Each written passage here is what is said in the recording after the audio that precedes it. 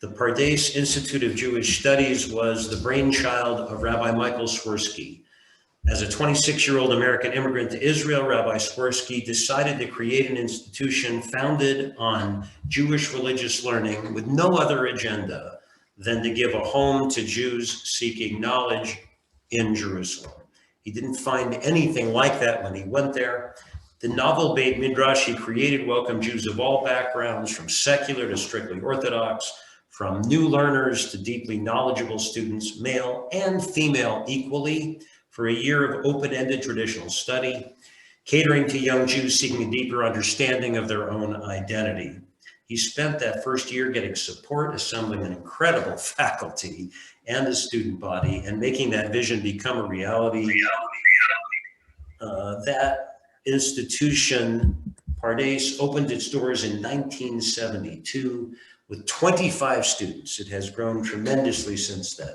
The teachers included Rabbi Adin Steinsaltz of blessed memory, who just passed away this past year, Rabbi David Hartman and Eliezer Schweid. Under Rabbi Swirsky's leadership, Pardes functioned and grew into an incredible institution of learning in Jerusalem. We are thrilled to be able to award Rabbi Michael Swirsky the 2020 award, the Cohon Memorial Foundation Award, for his work in education. And I'd like to ask him to speak now and to share some of his own thoughts on this occasion. As soon as I can figure out how to unmute him. Michael, there we go, you're up. Thank you. First, want to express my appreciation to the Cohon Foundation for this award. And the generosity and commitment of families like the Cohons are a vital part of our effort to keep the flame of the Jewish spirit burning brightly from generation to generation. But as to the recognition signified by this award, I would prefer that it be given not to this graying septuagenarian, or even to the fresh-faced 28-year-old who 50 years ago had the chutzpah to dream of something that he would call the Pardes Institute of Jewish Studies. Rather, the recognition should go to Pardes itself and the thousands of enthusiastic students and dozens of inspired teachers who, over this half century, have made it such a vital force in the life of the Jewish people. I would like to say a word or two about the name Pardes. In Hebrew, it means simply a grove of fruit trees, an orchard. It is in fact a loan word from the Persian, where it means garden. From the Persian, the word also migrated into English and other European languages as paradise, the garden. In our sacred literature too, the word has been used figuratively in two different instances. One is an acronym in which the four letters of the Hebrew word evoke the four different modes of understanding the Torah text. Pshat, the plain or literal meaning. Remez, the implied or elusive meaning. Drash, the homiletical or applied meaning. And Sod, the esoteric or mystical meaning. A second instance is in the well-known story in the Gemara, Masechet Chagiga, about four second-century sages who delved into the realm of mystical knowledge. Here is an abbreviated version. Four entered the Pardes. They were Ben Azai, Ben Zoma, Acher, and Rabbi Akiva. Ben Azai gazed and died.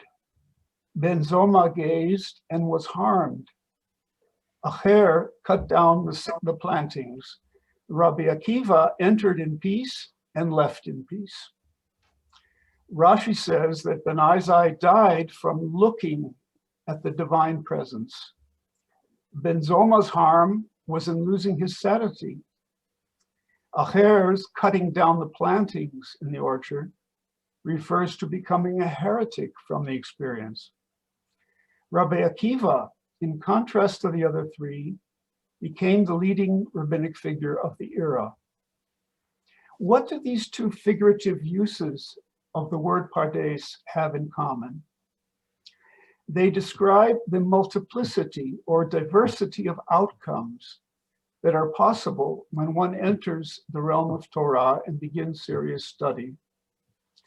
The Pardes Institute was meant to be a place that facilitates such entry and allows for a diversity of outcomes, a place that focuses on the pathos and challenge and dignity of beginnings, and not on a fixed path to predetermined ends. Now I'd like to show you something. This is a little leaflet that we sent out during Pardes' first year to recruit new students. Hope everybody can see that. That is better. Notice the caption and notice the picture. The headline, as you saw, our goal is Jewish learning.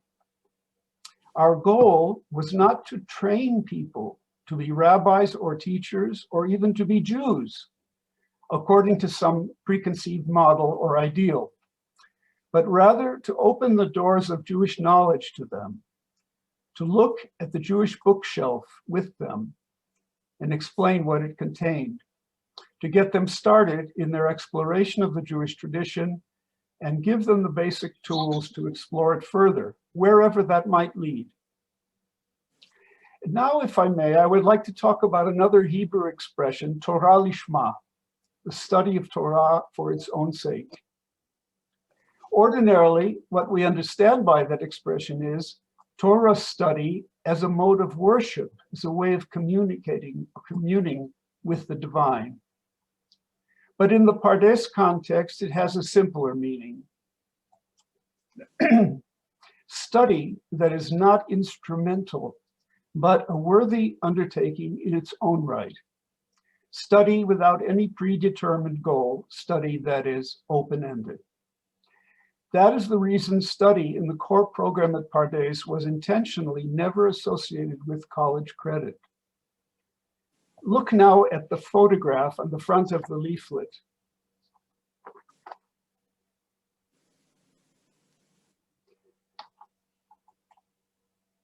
The four people shown are all students, not teachers. The goal is the student's goal. Pardes, which was founded by a young person who until that point had himself been a student, begins with the student's desire to learn. It is an institution created from the bottom up, not from the top down. Now, as we all know, Pardes has been blessed over the decades by a plethora of remarkably dedicated, learned, inspiring teachers. But what brought them to Pardes and what truly energizes and indeed inspires their teaching is the extraordinary motivation that has always been shown by Pardes students, both young and old, their eagerness, openness, and enthusiasm. Over these 50 years, Pardes alumni have taken their enthusiasm, inspiration, and thirst for knowledge with them as they fanned out across the Jewish world, as rabbis, teachers, communal leaders, and committed lay people, as parents, and as lifelong students of Torah. One of those alumni, my distinguished friend and co-recipient of this year's Cohon Award, Rabbi Leon Morris, is today Pardes' own dynamic and beloved president. The wide influence Pardes alumni have had on Jewish life everywhere is the reason I think it is Pardes itself that deserves this award. For the same reason, Leon and I have decided, grateful as we are, to pass our awards on to Pardes as it enters its second half century, thriving, building, and growing. Thank you.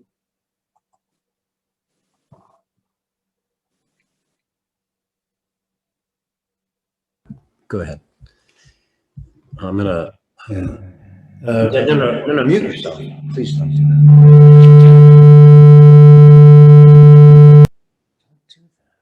I just got a signal to do it. Don't do it. Okay. Yes. Sorry, guys. Rabbi Swirsky, I'd like to thank you for your message. And in the process, you brought me back to my young days when I learned Gemara with my father, Olav Shalom. I still have his Vilna Shas, and I'm still using it in Daf Yomi every day. I'm gonna do a little technical. Somehow I have to remove your spotlight. Rabbi Swirsky, thank you for that beautiful and really quite wonderful statement of acceptance of the award. The second winner of our award, you've heard a little bit about already, is an old friend of mine. Since 2017, the Pardes Institute of Jewish Studies has been led by Rabbi Leon Morris. He made Aliyah with his family in 2014. A Pardes alumnus himself, as you've heard, Rabbi Morris was ordained by Hebrew Union College Jewish Institute of Religion in 1997. Spent earlier years working with the Joint Distribution Committee as a Jewish Service Corps volunteer in India. He was also the founding director of the Skirball Center for Adult Jewish Learning at Temple Emmanuel in New York City. Rabbi Morris has taught beautifully at Orthodox, conservative, and Reform institutions throughout his career. And under his presidency, even in these challenging times, maybe especially so, Pardes has expanded its program to include podcasts, study guides, learning companions, and videos showcasing both Pardes faculty and other Jewish speakers, authors, activists, and public figures. Rabbi Leon Morris, we are thrilled to be able to present to you as well Cohon Memorial Foundation Award for 2020. And I'll ask you to speak. I should note also that Rabbi Morris is one of the kindest people you will ever meet and one of the most generous in spirit, a real exemplar of Klal Yisrael. Thank you so much, my friend and classmate, Rabbi Cohon. I want to thank the Rabbi Samuel S. and A. Irma Cohon Memorial Foundation for this honor. And I actually first discovered the legacy of Rabbi Samuel S. Cohon through the life of his grandson, Rabbi Sam Cohon.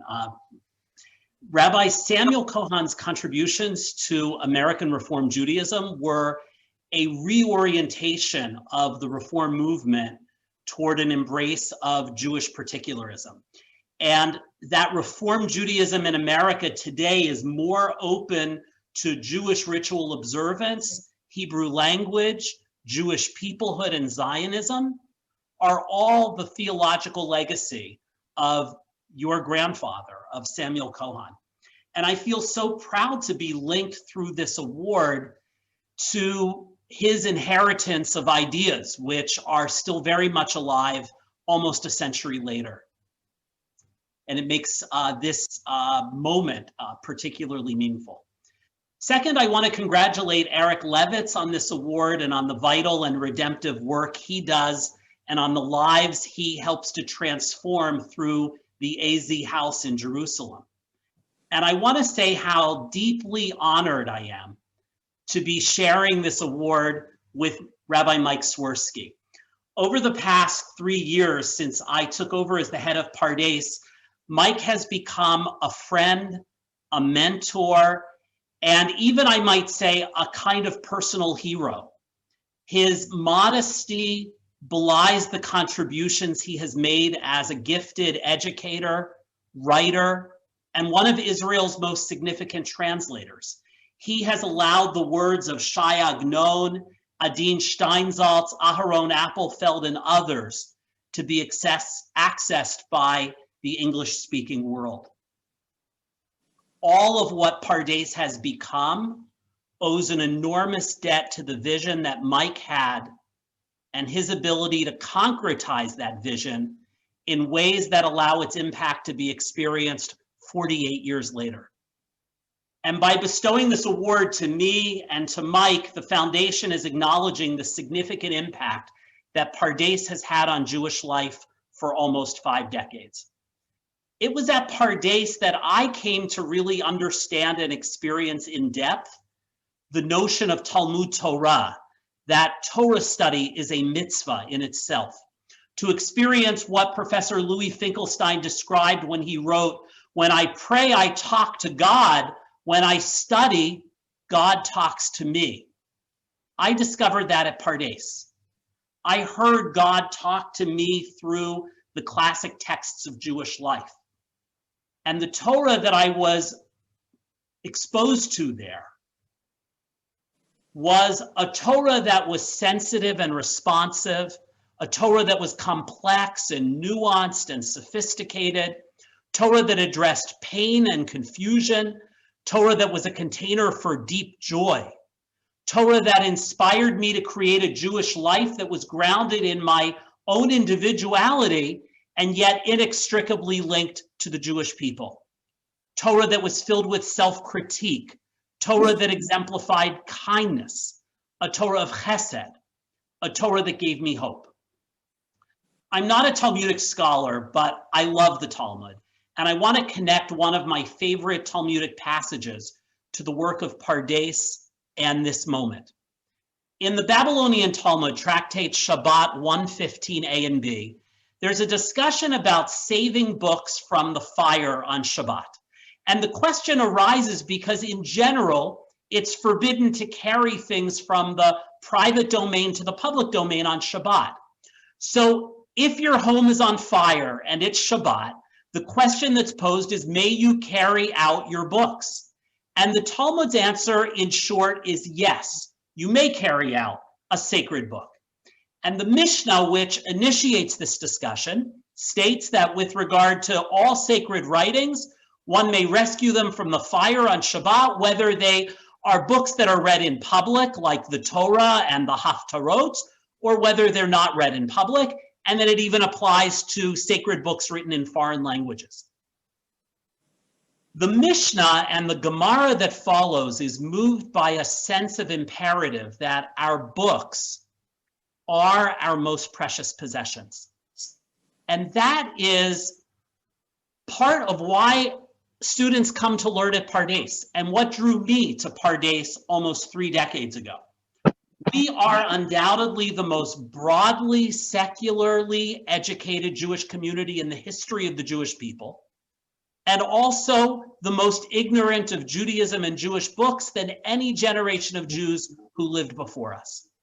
And so in a countercultural move, students from diverse backgrounds and perspectives come to Pardes to rescue these books from the fire.